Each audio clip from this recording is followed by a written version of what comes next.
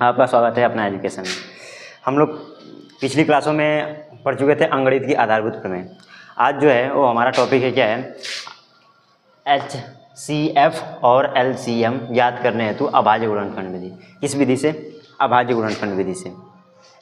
अभाज्य गुणनखंड विधि से क्या करना है हमको? HCF और LCM ज्ञात करना है। क्या ज्ञात करना है? HCF और LCM। तो देखो, इसको ज्ञात करने का 3 स्टेप है। जैसे कि पहला स्टेप है क्या है कि सर्वप्रथम दी गई संख्याएं, जो सर्वप्रथम है वो क्या है? सर्वप्रथम दी गई संख्या, अगर हमको कोई संख्या दी है, दी गई संख्याओं के क्या करेंगे? सभी अभाज्य गुणनखंड, सभी क्या करेंगे? अभाज्य गुणनखंड ज्ञात कर लेंगे। जब अभाज्य गुणनखंड ज्ञात कर लेंगे तो क्या करना है? HCF निकालना है। तो क्या है? 2 या 2 से, क्या 2 या 2 से अधिक संख्याओं का HCF किसका निकालना है? 2 या 2 से अधिक संख्या दी होगी तो उसका क्या निकालना होता है? HCF। HCF कैसे निकाला जाएगा कि संख्याओं में, क्या संख्याओं में उभयनिष्ठ, जो उभयनिष्ठ होगा वो अभाज्य गुणनखंड की क्या होगी? सबसे छोटी घात का ही गुणनफल क्या कहलाएगा? HCF। क्या कहलाएगा कि संख्याओं में प्रत्येक, जितनी संख्या हम 2, 3, 4, 5, 6 लिए, जितनी भी संख्याएं हैं 2 से अधिक हैं, तो क्या होगा कि उसका जो उभयनिष्ठ भाग आएगा, उसका जो उभयनिष्ठ अभाज्य गुणनखंड आएगा, और जो उसमें जो अभाज्य गुणनखंड आएगा उसमें जो सबसे छोटी घात वाला होगा उसका गुणनखंड लेंगे, वही हमारा क्या कहलाएगा? HCF। फिर दूसरा हमारा है क्या? 2 या 2 से, क्या 2 या 2 से अधिक संख्याओं का LCM। दूसरा क्या होता है? LCM। इसको कहा जाता है लघुत्तम समापवर्तक, और इसको कहा जाता है, इसको हिंदी में लिखा जाता है महत्तम समापवर्तक। इसको शॉर्टकट में कहा जाता है MOS। क्या कहा जाता है? MOS। और इसको शॉर्टकट में कहा जाता है LOS। क्या कहा जाता है? LOS। इसको अंग्रेजी में कहा जाता है LCM। चलो, तो इसको देख रहे थे क्या कि 2 या 2 से अधिक संख्याओं का LCM या लघुत्तम समापवर्तक, या इसको लसा कह सकते हैं। इसको कैसे ज्ञात किया जाता है? कैसे ज्ञात किया जाता है कि संख्याओं में संबद्ध प्रत्येक अभाज्य गुणनखंड, जो गुणनखंड होगा कि गुणनखंड की सबसे बड़ी घातें, क्या सबसे बड़ी घातें क्या कहलाए? घातों का क्या होगा? गुणनफल। जैसे हम कहे कि हम 12 लिए और 14 ले लिए, तो अगर इसका गुणनखंड करें तो कितना होगा? ऐसे निकालते हैं ना हम लोग, 12 को ऐसे करेंगे तो 2 छक्का 12, फिर यहाँ हो जाएगा 2 3 6, और ये हो जाएगा 3 एकम 3, तो इसका हो जाएगा 2 गुणते 3। अगर हम 14 को देखें तो ऐसे निकालते हैं 14 का निकालेंगे तो कैसे निकलेगा? 2 7 14 और 7, तो इसमें क्या है? 2 और 7। तो लसा अगर इसका निकालना है, क्या निकालना है? 12 और 14 का हमको क्या चाहिए? LCM। LCM कैसे निकलेगा? LCM क्या होता है कि संख्याओं में संबद्ध प्रत्येक अभाज्य गुणनखंड की सबसे बड़ी घात का गुणनफल। जैसे अगर इसको देखें तो इसमें क्या हो जाएगा? 2 घाते 2 और गुणते 3, और इसमें अगर देखें तो ये हो जाएगा 2 घाते 1 और यहाँ भी 7 घाते 1। तो जो सबसे बड़ी घात है, अब इस दोनों संबंध में क्या है कि 2 घाते 3 है, 2 घाते 2 है। 2 घाते 2 क्या है? सबसे बड़ी घातें हैं। और संबंध मतलब ये हो इसमें संबंधित है, जैसे 3 हो गया और इस वाले में 7। क्या करना है कि सबसे बड़ी घात का गुणनफल, जो बड़ी घात है 2 घाते 7 तो वह है, सही है, लेकिन ये 3 भी लेंगे और इसमें 7, तो अब जो आएगा यहाँ से कितना हो जाएगा? 4 हो जाएगा, यहाँ से हो जाएगा 3, यहाँ से हो जाएगा 7। यहाँ से क्या होगा कि 4 तिहाई 12 और 12 गुणते कितना हो जाएगा? 7। 7 दूना के 14 हो जाएगा, और 7 एकम 7 1 8, 84। तो ये जो 84 आएगा वो क्या कहलाएगा? 12 और 14 का LCM।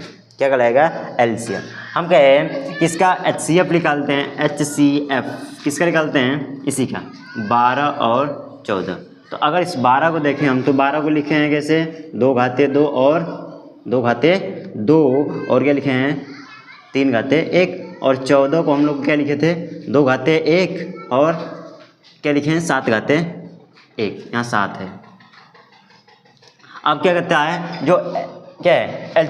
HCF क्या कहता है कि 2 या 2 से अधिक संख्याओं का HCF कैसे निकाला जाता है कि संख्याओं में संख्याओं में प्रत्येक उभयनिष्ठ अभाज्य गुणनखंड की सबसे छोटी घात का गुणनफल। या उभयनिष्ठ क्या होता है? जो दोनों में कॉमन हो। क्या होना चाहिए? जो दोनों में कॉमन हो। इस दोनों में कॉमन क्या है? जैसे यहाँ पे 2 घाते 2 और यहाँ 2 घाते 1, तो ये जो 2 घाते 2 और 2 घाते 1, इसमें 2 कॉमन दिख रहा है। क्या दिख रहा है? 2 कॉमन दिख रहा है। तो इसमें उभयनिष्ठ का मतलब है कि जो कॉमन दोनों में हो, दोनों में हो। तो यहाँ से क्या हुआ कि उभयनिष्ठ हो गया।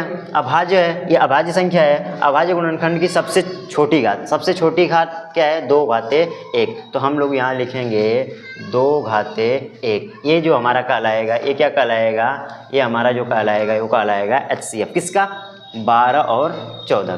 किसका कहलाएगा? 12 और 14 का। तो यहाँ तक समझ में आया। अब एक सवाल दिया है। क्या सवाल है? एक सवाल हमारा है कि अभाज्य गुणनखंड विधि द्वारा 26, 72 और 108 का महत्तम समापवर्तक। इसका मतलब क्या हुआ? HCF, जिसको शॉर्टकट में कहा जाता है मस। और फिर क्या है? लघुत्तम समापवर्तक, जिसे शॉर्टकट में कहा जाता है लस, और इसको अंग्रेजी में कहा जाता है LCM। ज्ञात कीजिए। तो हम इसको कैसे याद करेंगे? देखो, एक तुम लोगों को पढ़ाए थे, आप लोगों को क्या पढ़ाए थे? ट्री। क्या पढ़ाए थे? वृक्ष, गुणनखंड वृक्ष। क्या पढ़ाए थे? गुणनखंड वृक्ष। उसकी सहायता से इसको हल करेंगे, क्योंकि ये जो हमारे सिलेबस में दिया नहीं है। अगर ये दिया नहीं है तो हम लोग क्या कर सकते हैं कि इसको पढ़ना कोई ज़्यादा महत्व नहीं है। तो हम क्या करेंगे? गुणनखंड वृक्ष की सहायता से इस 26 का क्या निकालेंगे? गुणनखंड निकालेंगे। तो 26 का कैसे निकाला जाएगा? 26 जो है, वो जो 26 है, इसको कैसे निकाला जाता है? पहले तो इसको एक बॉक्स में बंद करो बढ़िया से। जब बढ़िया से बॉक्स में बंद करो तो सबसे छोटी संख्या, जो स्टेप लिखाए थे क्या था कि सबसे छोटी संख्या से इसको क्या करो? विभाजित करो। और वो भी क्या होनी चाहिए? अभाज्य होनी चाहिए। क्या होनी चाहिए? अभाज्य। तो अभाज्य सबसे छोटी संख्या क्या हो सकती है? 2 होगी। 2 होगी ना। अब इसको भी एक बॉक्स में बढ़िया से बंद करते हैं। अब इसको काटो तो 2 एकम 2, जो आएगा इस तरफ लिखा जाता है, इस वाले बॉक्स में, इस वाले में, इसके बगल। तो 2 एकम 2 और 2 तिहाई 6। क्या हुआ? 2 तिहाई 6। तो अब देखो, अब जो यहाँ संख्या आई है, अगर ये कटेगी किसी संख्या से तो फिर इसको वही काम करेंगे, सबसे छोटी अभाज्य संख्या को खोजेंगे, फिर उसके बाद क्या करेंगे? इसको काटेंगे। लेकिन ये जो 13 है, 13 को कोई काट ही नहीं सकता, एक खुद ही कटती है। तो अगर हम 26 का गुणनखंड देखें तो क्या आया है? पहले तो अभाज्य संख्या की है 2, और एक क्या है? 13 है, जो कि हमने पिछली वीडियो में बता दिया था कि इसको कैसे किया जाता है। जो अभाज्य क्या है? गुणनखंड वृक्ष है। अब देखो, इसका निकल गया किसका? 26 का। अब हम लोग किसका निकालेंगे? 72। किसका निकालेंगे? 72 का। तो 72 को निकालने से पहले तो 72 को तो पहले बॉक्स में बंद करो बढ़िया से, सुंदर सुशील। और इसके बाद क्या करते हैं हम लोग? इसको सबसे छोटी अभाज्य संख्या ढूंढते हैं कि ये विभाजित हो जाए। तो हमको तो सबसे छोटी संख्या पहले तो 2 दिख रही है, तो पहले 2 से ही विभाजित करते हैं। क्या करना है? 2 से विभाजित करें तो क्या आ सकता है? 2 से अगर विभाजित करें हम लोग तो क्या होगा? 2 तिहाई 6, यहाँ 1 बचा, 1 हासिल दिया, कितना हो गया? 12, और 2 छक्का 12। अब देखो, अगर जो बगल की संख्या इस बॉक्स में आई है, अगर ये किसी अभाज्य संख्या से क्या हो? कटे, तो फिर क्या करते हैं? सबसे छोटी अभाज्य संख्या को चुनते हैं। सबसे छोटी अभाज्य संख्या हमारी 2 होगी। अगर 2 से इसको काटे तो कितना बार जाएगा? 2 एकम 2, और 1 यहाँ बचा, और यहाँ जाएगा तो हासिल हो जाएगा, यहाँ हो गया 16, और 2 8 16। ये प्रोसेस जब तक चलता रहेगा जब तक कि अभाज्य संख्या ना आ जाए। अब देखो, अब यहाँ भी वही काम होगा, क्योंकि ये 18 भाज्य संख्या है। फिर इसको एक ऐसी छोटी संख्या ढूंढेंगे जो इसको काट दे। क्या ढूंढेंगे? 2 अगर कहें तो ये कितने बार में जाएगा? 9। कितने बार में जाएगा? 2 9 18। अब देखो, फिर जब तक ये पूरा कट न जाए तब तक हम इसको काटते जाएंगे। बताओ, 9 एक क्या है? भाज्य संख्या है। फिर इसको क्या करेंगे? काटेंगे। किससे काटेंगे? 3 से। 3 कटेगा। सबसे छोटी संख्या ढूंढते हैं, सबसे छोटी संख्या ढूंढे क्या? 3। अब 3 से हम इसको काटेंगे तो कितने बार में जाएगा? 3 3 के 9, तो हो गया 3। अब जो 3 बचा है ये खुद अभाज्य संख्या है, किसी से नहीं कट सकती। तो हम अगर इस 72 को लिखना चाहें तो कैसे लिखेंगे? जितना अभाज्य गुणनखंड आया है उसी को लिखा जाता है। क्या आया है हमारा? 2 आया है, 2। फिर यहाँ भी कितना है? 2। फिर यहाँ 2, फिर यहाँ 3, फिर ये लास्ट में आया है उसको भी लिखा जाता है 3, और फिर 3। 2 हो गया। ये भी 2 हो गया और ये वाला भी 2 हो गया, यहाँ 3 हुआ और जो लास्ट में है वो 3। जो ये आया है क्या आया है 72 का अभाज्य गुणनखंड। तो हमने किसका निकाल लिया 26 का निकाल लिया और 72 का निकाल लिया। अब कौन सा बचा है 108, किसका बचा है 108। इसको भी क्या करेंगे गुणनखंड विधि द्वारा इसको मिटाते हैं, गुणनखंड वृक्ष द्वारा क्या करेंगे इसको हल करेंगे। 108 इसको क्या करेंगे एक बॉक्स में बंद करेंगे, सुंदर सुशील बॉक्स में। फिर क्या करेंगे एक ऐसा हम संख्या ढूंढेंगे जो इस संख्या को क्या करे विभाजित कर दे, वो भी अभाज्य संख्या होनी चाहिए। हम सबसे छोटी अभाज्य संख्या 2 लिए, 2 से इसको काटे तो कितने बार में जाएगा 2 5 6 10, बचा कितना 8, 2 चौके 8। जब तक ये प्रोसेस चलता रहेगा, जब तक ये जब इसको काटते काटते क्या हो जाए अभाज्य संख्या ना आ जाए, फिर हम एक ऐसी छोटी संख्या अभाज्य संख्या ढूंढेंगे। वो संख्या क्या होगी 2। 2 कितने बार में काटेगा इसको अगर हम देखें तो 2 एकम 2 नहीं 2 दुना के 4, यहाँ एक बचा एक हासिल दिया, यहाँ पे हो गया 14, 2 सत्ते 14। अब देखो 27 भी तो एक भाज्य संख्या है, तो इसको भी क्या करेंगे हम लोग काटेंगे। किससे काटेंगे अब 2 से तो नहीं कट सकता क्योंकि 2 से ही कटेगा नहीं, लास्ट में सम संख्या नहीं है। तो हम क्या करेंगे 3 को लेंगे, 3 भी एक अभाज्य संख्या है, 3 से इसको काटे तो 3 9 27, 3 9 27 कितने बार में गया 9 बार में। अब देखो अब 9 को भी तो काटेंगे, 9 भी तो एक भाज्य संख्या है, तो इसको भी काटेंगे तो क्या होगा इसको काटने के लिए 3 का प्रयोग करेंगे और 3 3 लिखे कितना होता है 9 होता है। तो यहाँ तक कट गया। जो लास्ट में संख्या है वो भी क्या है एक अभाज्य संख्या, मतलब ये तक अब नहीं कटेगी। तो हम क्या कहेंगे कि 108 का जो गुणनखंड होगा वो क्या होगा पहले 2 फिर 2 और फिर 3 और फिर 3 और एक लास्ट वाला 3 हो गया। ये क्या हो गया 2 2 3 और 3 और 3, मतलब पहले 2 क्या है 2 अभाज्य है 2 संख्या है, तो इस चीज़ को हम लिख सकते हैं 2 घाते 2 और 3 कितनी बार है 3 बार है, तो इसको लिखेंगे 3।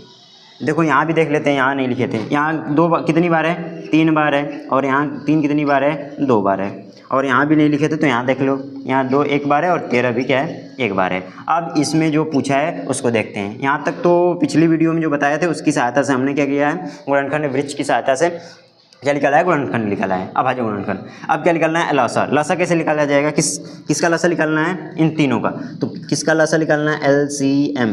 LCM किसका निकालना है 26 72 और 108। किसका निकालना है 26 72 108।